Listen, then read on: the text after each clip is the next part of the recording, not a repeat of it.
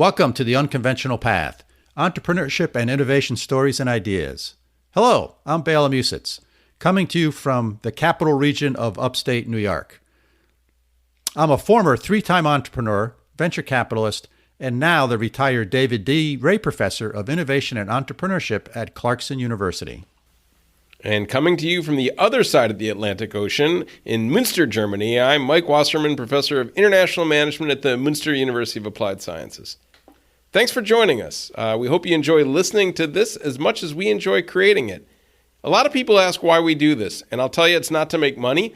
The reason we do this is that both of us love to learn from smart and interesting people about how the world is changing, and specifically about how innovation and entrepreneurship are changing.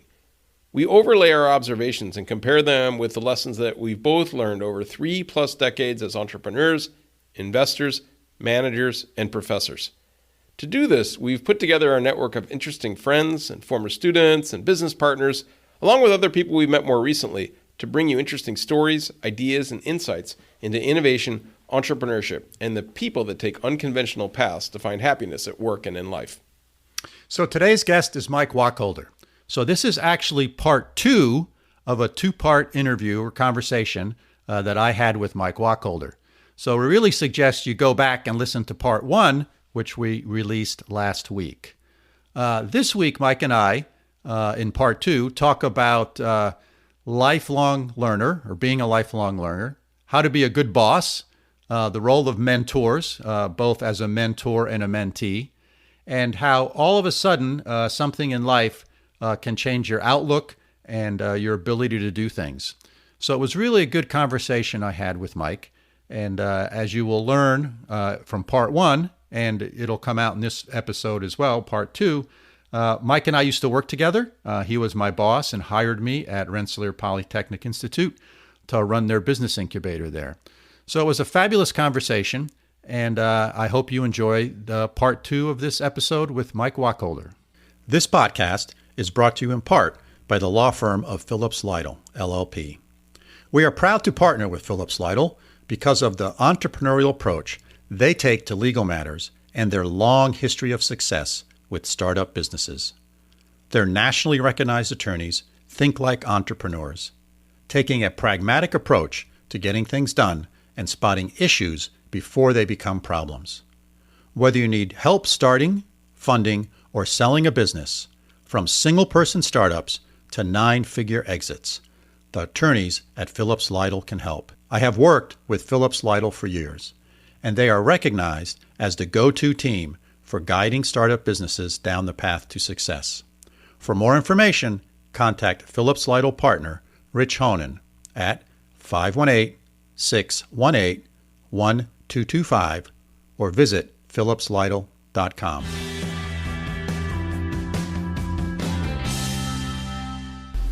So one of the other things that I've heard, as I've listened to you talk about, all the way from Berkeley to Rensselaer Polytechnic Institute, you've been fortunate enough to work for some people that sounds like have been really good mentors to you, that it was sort of a special relationship, and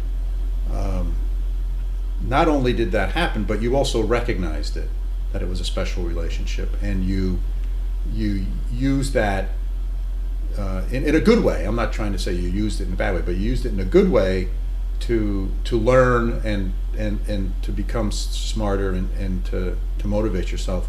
So how do you think about mentors? I mean, you were a mentor to me. I know you've been a mentor to a lot of people. But talk about that a little bit. I'm sure you have great thoughts and ideas about that. I was very fortunate to have a whole string of mentors as my career evolved, and some of them I was drawn to. You're drawn to those 2 guys at the firm that went to A&M. They just were exceptional. I was drawn to them. I wanted to be around them. My theory was something had to rub off if I was around them. And as I evolved over to Texas A&M, I was still with them, and the dean of architecture became a great friend, a wonderful mentor, as did the provost. And I'm a huge believer, and I tell young kids going to college, and young people going on their careers to don't be afraid to seek out mentors, because they'll change your life. You know, if you think when you went to college, and I was naive still, even after graduate school, thinking I could handle any job in planning because I was well educated. Well, over the years I learned that two things. One, you're never fully educated to have all the answers. And two, the real essence of college to me is only one thing: to learn how to learn for the rest of your life. And I've preached that to a lot of people. To learn how to learn for the rest of your life. You have to really, be challenged by that. And mentors teach. And now, as I got older and established in my career, I've enjoyed mentoring people and helping them with their careers. But at the same time, I never for a minute lost sight of my mentors. And I mentioned Carrie and Lally, two guys on the RPI board and two guys that oversaw the incubator and the park. Remarkable mentors. And George Lowe, and several people at RPI, including the Dean of Architecture, Patrick Quinn, who incidentally, Patrick Quinn was my professor at Berkeley years and years before that.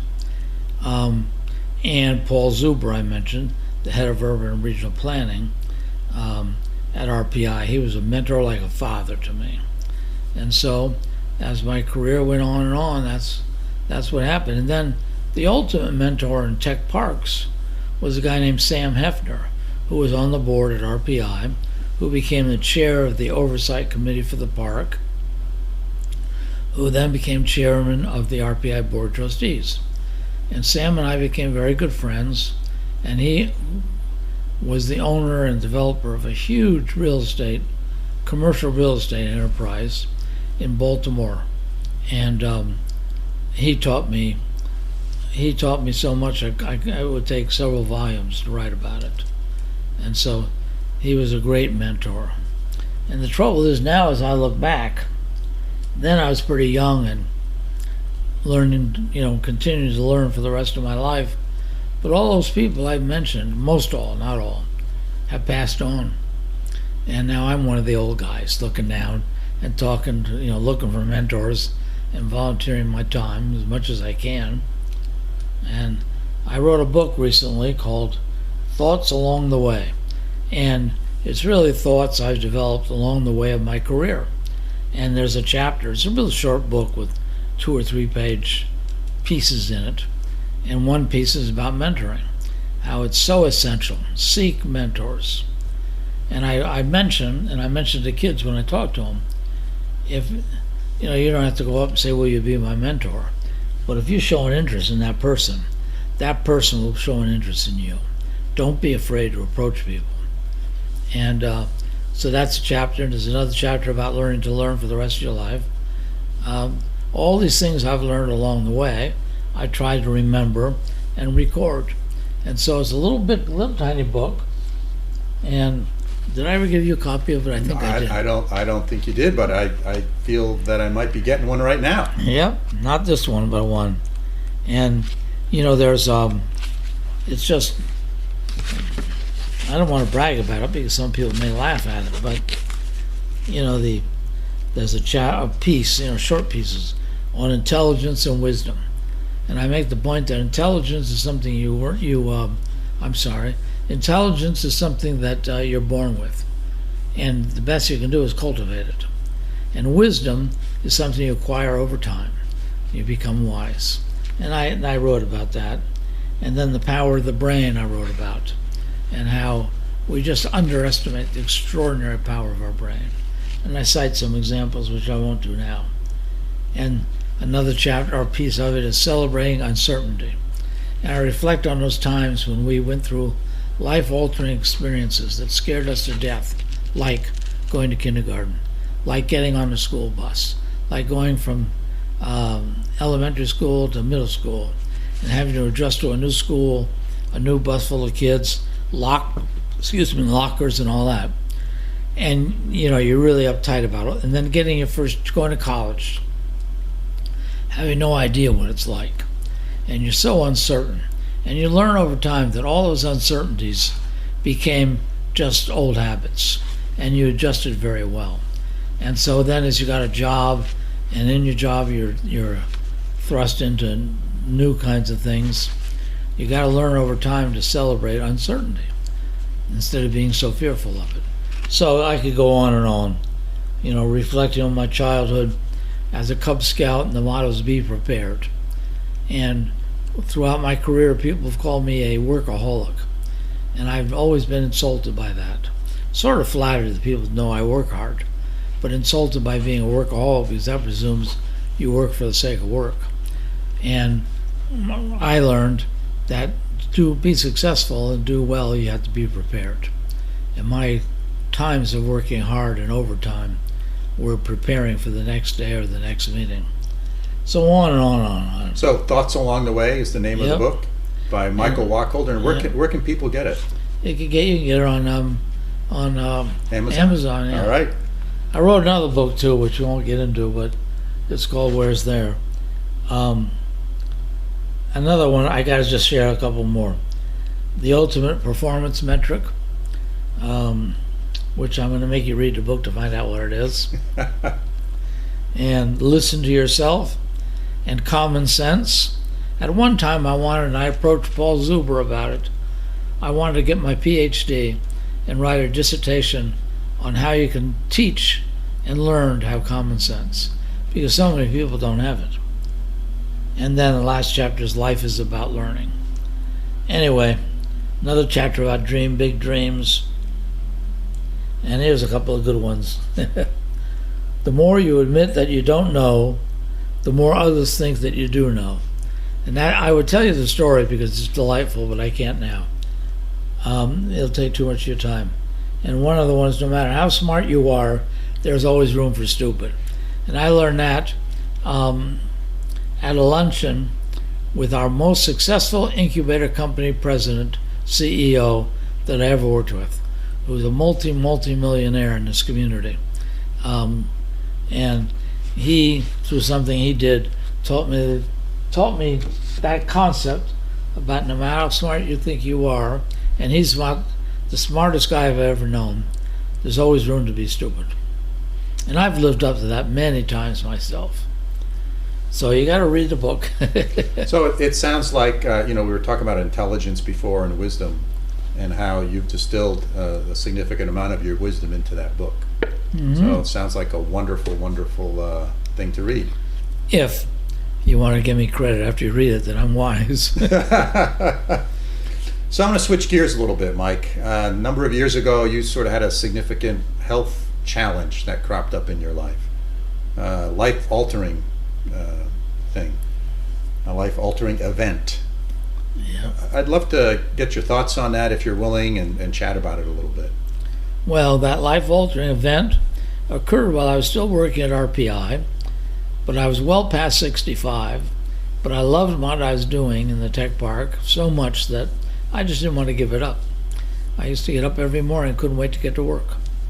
And so when I was about just 69, and actually almost 70, I came to work one day, and I walked up the front walk to my office, and I was wobbling, kind of leaning left. I'm back to my being so naive in certain things always. And I didn't think much of it. When I got in the office, I was wobbling, and just coincidentally that day, I was scheduled to have my annual physical. And so, early afternoon, I drove down to the doctor, and while there, I said, "Doc, I'm kind of weird, leaning to the left. Check me out. Make sure I'm not having a stroke." So the guy did the usual, point this, do that, stick out your tongue, da-da-da. And he said, "You're okay, go back to work." And I was having a stroke. And I went back to work, and I didn't feel, I got worse and worse. So, foolishly, but who knew, I drove home, told my wife I wasn't feeling well. I left work early and went to bed. And I got up later, and I got out of bed, and I fell down. And then I knew something was wrong with me. And so those symptoms kept happening. And I'm telling you this story because the motto of the story is, I waited, the doctor missed the call, I waited too long, and then the hospital waited too long. And by the time I was properly diagnosed with a stroke, it was way beyond all the standards that if you can catch it within the first 3 hours and be treated, you have far less probability of long-term disabilities. But it was like 8 or 9 hours before I was even sitting in the emergency room at the hospital. And so, as I sit here and talk to you, you had to sort of help me, although I did it on my own, but you were nervous getting out of my wheelchair into this chair, my reading chair, that I'm so comfortable in. And, so I'm still in a wheelchair. My left side is still pretty well dysfunctional, left leg, left arm. But I was very, very lucky because my brain, I think, still works. If you ask my wife, she would question it. But she would have questioned that before the stroke. I would submit to you. That's true.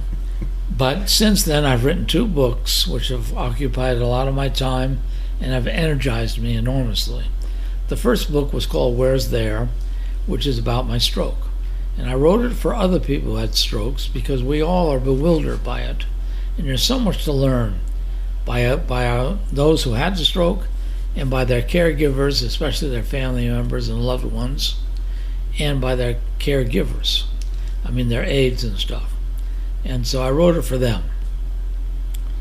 And it's called Where's There because when you go through therapy, typically the therapist is always saying, you're doing some strenuous exercise, and the therapist says, keep going, you're almost there. And one day when I was doing it and ready to give up, I looked up at him and said, Where's There? And I said, oh my God, I'm going to write a book and that's the name. Where's There? Because that's what drives you through years of therapy. Anyway, so I wrote that book, and that can be gotten on Amazon too, but it's really for a very small audience. I always keep extra copies here, and when I meet someone who's had a stroke or see someone in the hospital, I'll always bring them my book as a gift because I really I wrote the book to help other people. And then another long story, which I won't get into, but over the years, I've been kind of keeping a journal about my kids and them growing up and the wonderful, exciting things that occur that over time when you get a little bit wise. Over time you'll forget. So I kept the journal writing them, knowing it would be delightful to return to the journal and re-experience those things, relive those experiences. And in that, as it evolved, I started sharing some of my wisdom. And those points in that journal really became the core of my book about thoughts along the way. Anyway, I think we're going beyond your time, but No, we're good, Mike. We're good. I do want to start wrapping it up, though. We've been going 52 minutes. Wow, I can't believe I talked that much. That's nice. No, this is all excellent. So, here's my last question to you. You're one of the wisest, I won't say most intelligent, but I will say wisest people that I know. You've been a great mentor to me. You've changed my life in many ways. And so what sort of 2 or 3 nuggets of advice do you have for folks who are listening to this podcast? Out of this comment, I'll make my first point. You said I've changed your life. What is really the truth, and I'm flattered, but you've changed my life too. And Vail had changed my life because just such an interesting person to work with, so full of ideas. And my first point is surround yourself with intelligent, capable people. And I found over time, so many employers are drawn to people who are not as smart as them. They're fearful of it. And I always look for people, and I truthfully mean this, for people who are smarter than me. And I've developed ways over the years as an interviewer to sort of probe to just to see where they're coming from mentally and every other respect. So the first point is you got to surround yourself with really capable people. really capable. Case in, or I hate to make this point, but there's a lot of truth to it. Look what's happened to President Trump. Everyone he surrounded himself with, almost everyone, almost every cabinet member has failed. And because he's hired people that were, just weren't capable. Anyway, I won't go any further with that. But anyway, when I look at you, Bela, and I look at Simon Balint, and all the people I've known over the years, the most important thing I can say is look for bright people, learn how to find them. If you're not sure, get help, either as a search consultant or find a friend. Find a friend who, has a good feel for that, and bring that friend along. And, personally, I offer my services anytime they want it, for free, to help friends find employees, including my son, who has his own business now, who's an entrepreneur. And I keep saying, hey, call on your old man. So anyway, that's the point. So before we get off of point number one, since it is point number one, you said you've developed a technique for sort of interviewing people. So can you describe that in several sentences? What are the key elements of that? Well, I could try. And as you recall, you had me give a talk one time at the Clarkson Biz Lab group about just that topic, because you consider me a very odd interviewer and hirer. One thing I tried to do is always sort of get the interviewee, the person you're interviewing, comfortable. For example, when I first interviewed Bela, we met at Friendly's in Latham. I'll never forget that interview. Never, ever forget it. Which is, by the way, folks, Friendly's is a little sandwich and ice cream shop. That's sort of a New England chain. But except it's shutting down everywhere now. Yeah, it's having its challenges. It's a legend. It'll be a legend in our minds. Make the person comfortable. Get off of each other's turf if you can. And then, so that's the start. And then chit-chat for a while. Just try to make, again, looking for comfort, looking also for clues that will give you an indication of their work ethic, their personal strengths, their intelligence and wisdom. And oftentimes casual conversation leads to that.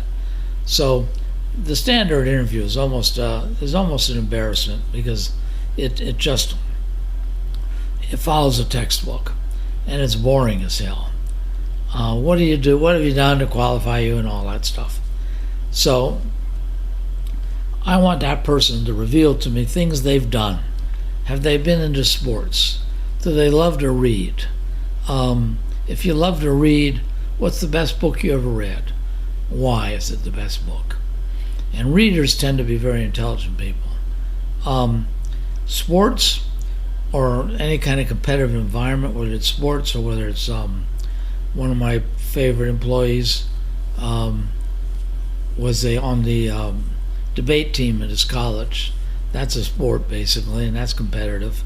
And being in a competitive environment, typically you're a team member, whether it's debating or whether it's soccer or hockey or football or whatever.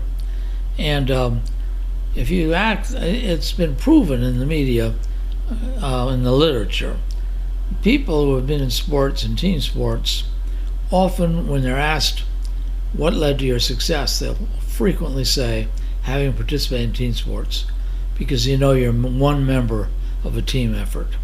So that's very important. So my rules have been to have casual conversations, waste, but it's really not waste, some time in making the person comfortable and probing what's in their head. I like what, just interesting things that they want to talk about. What's the best movie you ever saw and why, And then they're comfortable as hell, and they'll talk to you. And then they start to reveal things most interviewers never expected. And that's why I always say that if you're smart and can get away with it, don't let your human resource people do your interviewing. but I've been in trouble for saying that. That's all right. That's good advice. So back to the original question. Any other big tips? First one was hire people smarter than you. Yeah. Another one is that to build constituencies. When we developed the tech park, the university president, George Lowe, put together the feasibility study and put together a committee to work on that study. I was staff to that committee, and it represented all the constituents of the university environment. And that proved to be very important. Students, faculty, trustees, alumni. And then as the park evolved, the constituencies grew enormously. And, I had to cultivate all of them. I didn't have to do it, but it was obvious that that's what would lead to success. And by all of them, I mean still those university constituencies, and then the community at large, especially the community in which the park was located, and beyond that, the county in which the park was located, and beyond that, state of New York and its economic development people. And so the constituencies grew and grew, and beyond that, or not beyond that, but within that context, the neighbors to the park, who were very fearful of what was going on. And I still have friends to this day who are neighbors, had property adjacent to the park, that I had to approach, had to buy their land or negotiate a right of first refusal on their land. And now, 30, 40 years later, they've given up their property. But I'm still good friends with them. And I'm very, very proud of that. So building constituencies is very important. And and another one you can't overlook is the media. The media is potentially your best friend. And relative to the incubator and relative to the park, the more free ink I could get, the more success we would have. And I worked with lots of reporters, and I became known as the guy that supplied them with stories. And that's what Bela, you did. We're if you're in the incubator and working with young, brilliant, interesting people with great ideas, a reporter, that's what they want. And my friends who reported, or not, guys I knew in the media, would call me and say, "You got any stories?" I said, "Oh God, do I have a good one for you? Go interview so and so." And we had a lot of good ink. Yeah, we did. And as I said, don't listen to HR people, and be wary also of the communication staff at your company or your university, because they always know more than you do. And maybe they do, but I like doing it my way. The media are my friends, and I serve them, and I serve them well. So building constituencies is a very important point. And within that context, it could be separate or it could be within it. I heard this before we started the park, and our park, again, and our incubator proved it true, to have a champion. And having a champion for your cause is critical. In our case, the ultimate champion, the ultimate visionary, was George Lowe. Everybody admired, if not worshipped, George Lowe. And especially now, 50 years later after the Moon program, to know the role he played and to know that you got to work for the guy. And and he was our champion, literally our champion. Other parks and other projects have had champions of board members, of their trustees, or champions of the mayor of the local community. You can always find a champion if you got a successful project. So having a champion is critical. Those three things come to mind quickly when you ask me that question. I'm sure there's more, and if I were challenged to think about it over the next couple of days, I'd write another book. Well, maybe that's your assignment, is write another book. Hey, Mike, it's been absolutely wonderful to spend this time with you. I appreciate you sharing all your stories and your insights. I know our listeners will find it very interesting and valuable. Well, I thank you. It's been very enjoyable for me, You've taken me back 40 years or so, and it's always fun to reflect. So thank you for coming over, and thank you for letting me see a dear friend in yourself. Yeah, you're very welcome, Mike. Thanks again.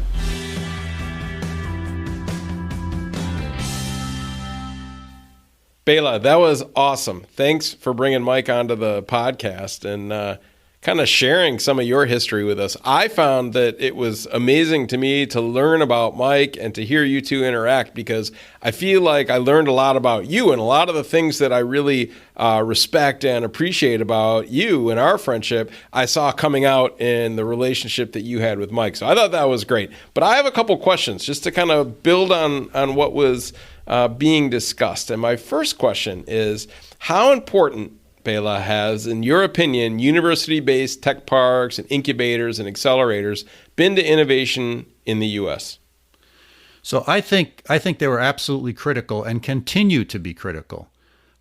If you think about it, the university environment is just a great place to help cultivate technology, new business ideas, and new concepts. And if you read about some of the really big companies, whether it be Google or Facebook, etc., many of them had their foundations in a university.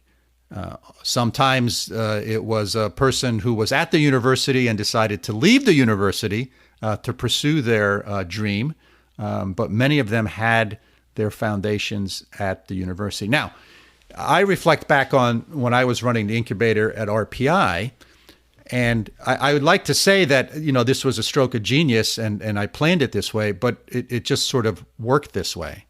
About a third of the companies in the incubator were founded by faculty members. About another third were founded by students, and the remaining third were founded by people from the business community. So the incubator was this great, great mix of 19 and 22-year-old students next door to faculty members who were also surrounded by individuals from the business community. So if you think about an environment like that, I can't think of a better environment for sort of cultivating and starting a business. And I think thinkers, doers, and dreamers all in one place. Yeah, very right? good. Absolutely, yes. And it's a unique opportunity to do that. I think it's very difficult to do that outside of the university. And I know Mike and I discussed this, but when we had the incubator there, we absolutely insisted that the incubator be located on the primary part of campus, not 2 or 3 miles away off campus, right? We wanted it there on campus so that students and faculty could walk from their offices to the incubator building and walk and interact there and not have to get in a car, not have to get on a bus, not have to go someplace. And the people from the business community who work there, they're already used to driving to work. So for them, it was just going to work at a different place. So I think they have played a key role, and they continue to play a key role in the beginnings of and the starting of new businesses. And I think history has demonstrated that. You can go down the list of many, many companies that we all have heard of and many we haven't heard of that have started at universities in one way or another. This is cool. And I agree with you 100%, but this answers a lot of the critics. I've met people and I know people who say, hey, this is really expensive and it's a lot of effort. And is it worth it for universities to be doing this? Shouldn't they just teach my kid? I'm paying $45,000 a year for tuition. I want my kid to be taught well in the classroom. But like you said, I think the opportunity for students to get outside the classroom and mix with business people and faculty and these incubators and these spaces where ideas can percolate is really critical. The key is getting your kid to go and take part in these things, right? And to get out of their dorm room where they're playing video games all day, or get out of the library is a great place, don't get me wrong, but go and do something, get your hands dirty and try this. And that takes some guts for a 19-year-old, I think. So let me say this to you, Mike. at RPI, at Rensselaer Polytechnic Institute, the incubator was on the campus tour for prospective students. It was part of the tour. And there was a pretty significant number, meaning, more than 2 or 3, but probably less than 20 students who came to that school because it had an incubator. These students already had businesses in high school, and they wanted to bring their businesses with them. So there were several examples of that where, freshmen, I would get emails from freshmen or prospective freshmen before they showed up for fall class and say, hey, look, I need some incubator space. I got a company already. So think of it not just from the perspective of getting existing students to come and relate and engage, but this was a great recruiting tool, number one. Number two, the other thing that we really strived and tried to work on was trying to get incubator companies into the classroom and classroom into incubator companies. Now, what do I mean by that? I would go to faculty, business school faculty, and try to get them to do projects for incubator companies. And I would try to get incubator companies to go give talks in whether it be engineering classes or whether it be business classes, and engage. So trying to get this flow of students and faculty back and forth between the incubator and the classroom and the laboratories. Whether an incubator company was having a technology challenge they could use some help with from some smart PhD students or some faculty, or whether it was a business model or some financial analysis they needed, and a business class could help them with that. And the beauty of this is it gave those students who were in the classroom or who were PhD students opportunities to work on real problems for real companies and get some insight what it's like to be part of a small company and seeing whether that environment works for them or not. So you're right on. You got to figure out how to get that flow, but there are some pretty easy ways of doing that. Yeah, and that's why I think universities are a great place to have incubators. A lot of people say, oh, well, there's private incubators and let the private sector handle it or let local governments handle it. But I think in both those cases, they miss something that a university environment brings, this curiosity and this kind of intention of developing solutions to hard problems, the bringing together of people with different functional areas of expertise and different perspectives. I think that's how innovation happens. It's this kind of melting pot of diverse perspectives and diverse ideas is where the great ideas come from. And sometimes I know people who've gone through these kind of private incubators or these government-supported incubators, the people making the decisions kind of pick people that look a lot like them. So there's almost like a bias. And this is why, if you see a lot of the research that shows that, oh, guess what? White men are getting a disproportionate amount of resources because white men are the ones that control the incubators. Well, of course, there's natural cognitive biases in terms of selecting people that you can relate with. It's not anything evil. Well, some people argue it's evil. From my perspective, it's not anything evil or purposeful. It's just the way things happen. So when you get in a university environment, you get this diverse mix of perspectives and backgrounds and ideas, and you give more people an opportunity to get involved in innovation. And I think that benefits all of society. I agree, Mike. I agree. Okay, second question. What did you learn about being a great manager and a great leader from Mike? That's a great question.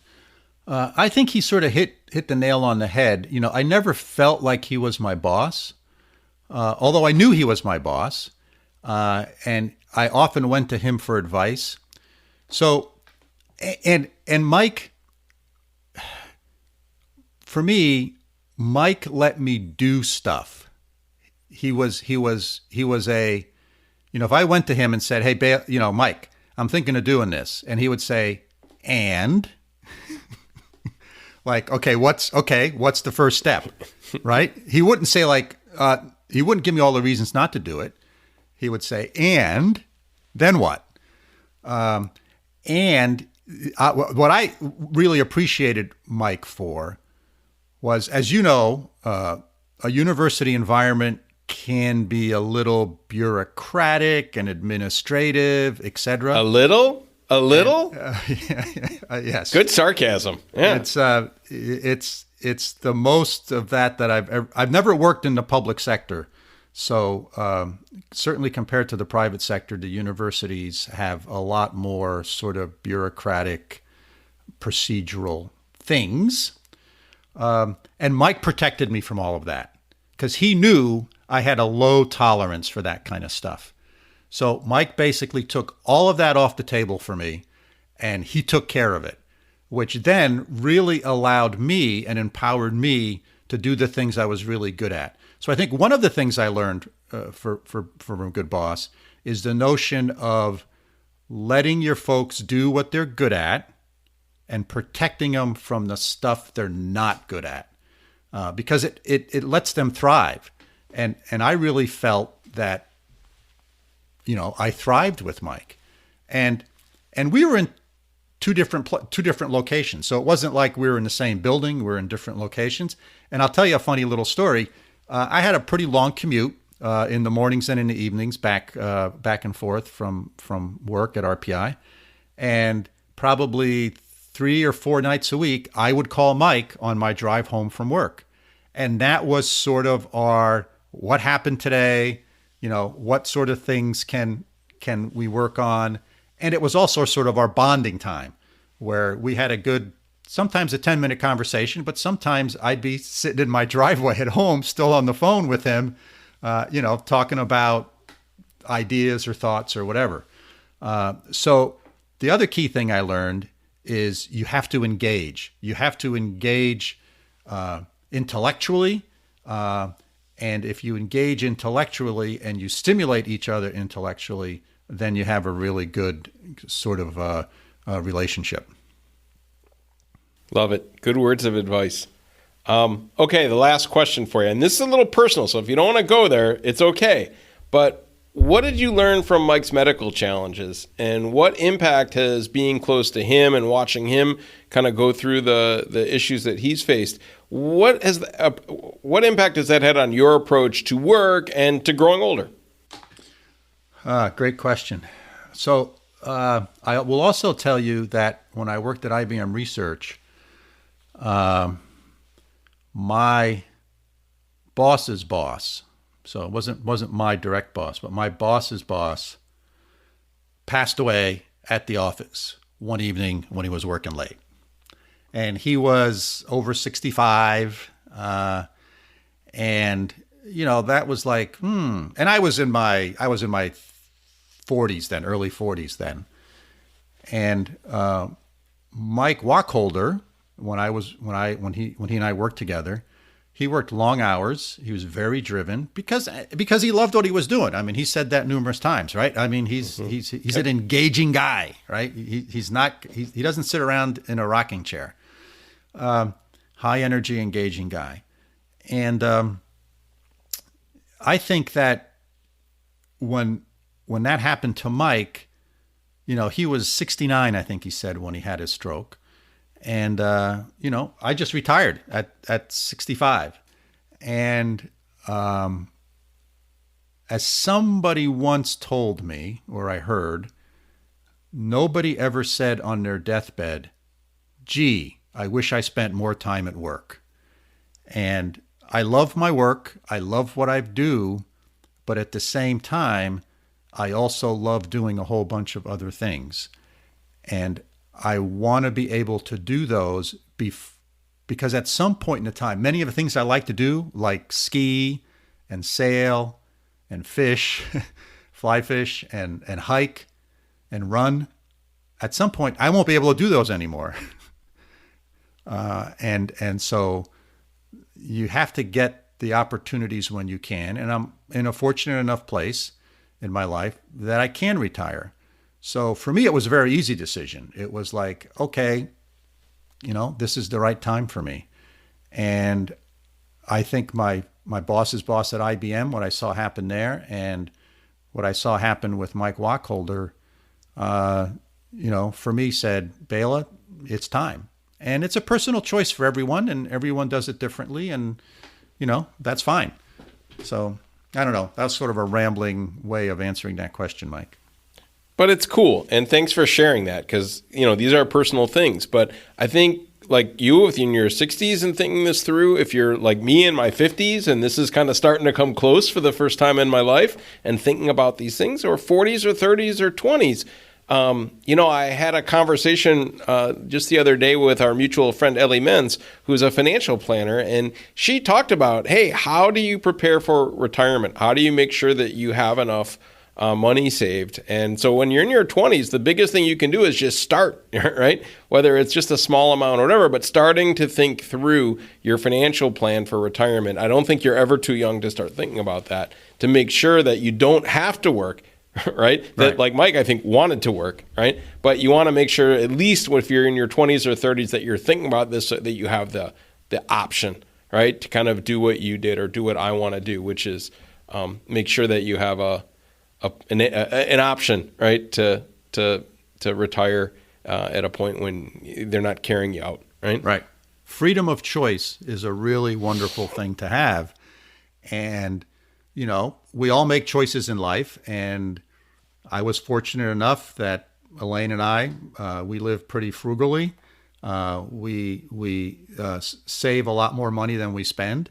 And so it gave us this freedom of choice to be able to retire and enjoy things that we wanted to do, whether it be with grandchildren or, go fly fishing. Or I just got back from a 2-week sailing trip from Nova Scotia to Baltimore, Maryland. And, if I was working, I couldn't do that.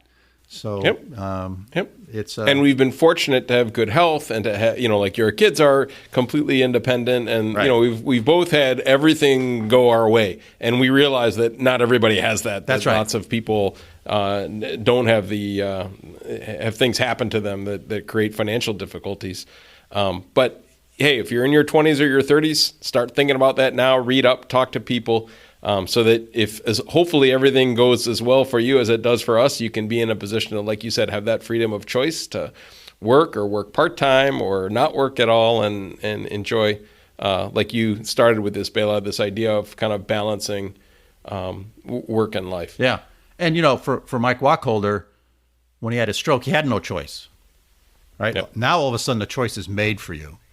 And, that's that can be very challenging in many appreciate every day, in right? Ways, appreciate when the sun comes up every day. You had a bad day, there's people that have a lot worse things going on, right? Yep.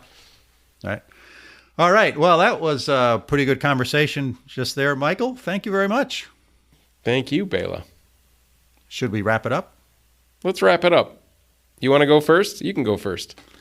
All right. Hey, we're really happy you joined us for our podcasting adventure this week.